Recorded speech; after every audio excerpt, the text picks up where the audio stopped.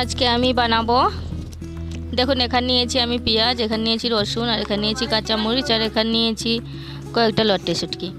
তো আজকে আমি বানাবো লটে শুটকি বাটা, শুটকি মাছের বাটা। তো আমি শুটকিগুলোকে এরকম ছোটো ছোটো পিস করে কেটে নেব।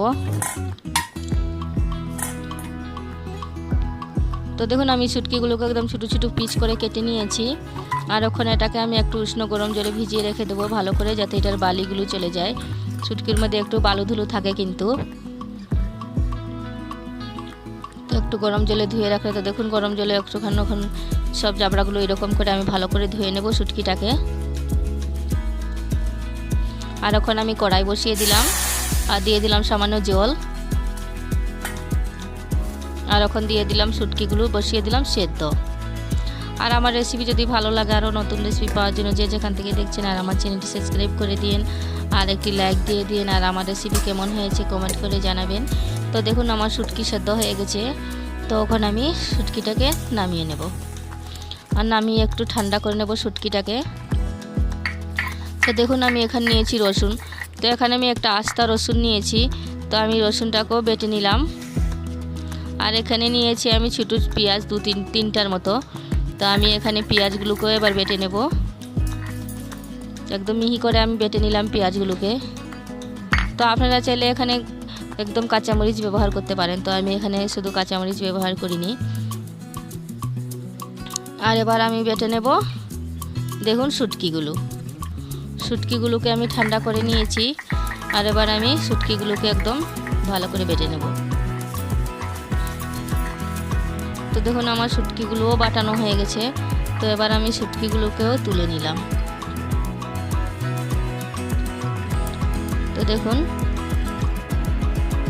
তখন আমি আবার কড়াই বসিয়ে দিলাম, আর কড়াই আমার গরম হয়ে গেছে। তো এখানে আমি দিয়ে দিলাম সরষা তেল। তো আমার তেলও মোটামুটি গরম হয়ে গেছে দেখুন।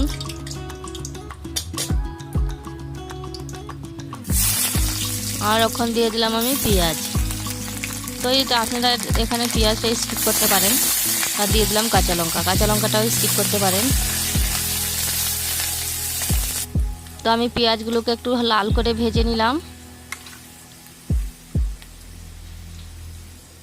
আর এবার দিয়ে দিলাম শুটকি বাটা। তো এই বাটাটাকে দিয়ে আমি একটুখানি কষিয়ে নেব ভালো করে, কারণ এটাতে কাঁচা গন্ধ তো করবেই না, কারণ আমি আগে ভালো করে সিদ্ধ দিয়ে দিয়েছিলাম। তখন আমি দিয়ে দিলাম এখানে রসুন বাটা, আর দিয়ে দিলাম পেঁয়াজ বাটা। আর ওখানে দিয়ে দিলাম গুঁড়ামরিচ। তো আপনারা চাইলে এখানে গুঁড়ামরিচের জায়গায় লাল মরিচও ব্যবহার করতে পারেন, কাঁচামরিচও ব্যবহার করতে পারেন। আর দিয়ে দিলাম রং অনুযায়ী একটু হলুদ গুঁড়ো, আর দিয়ে দিলাম স্বাদ মতো লবণ। তো সবগুলো দিয়ে আমি একটুখানি নেড়ে চেড়ে নেবো ভালো করে, আর একটু কষিয়ে নেব। আর দিয়ে দেবো সামান্য জল।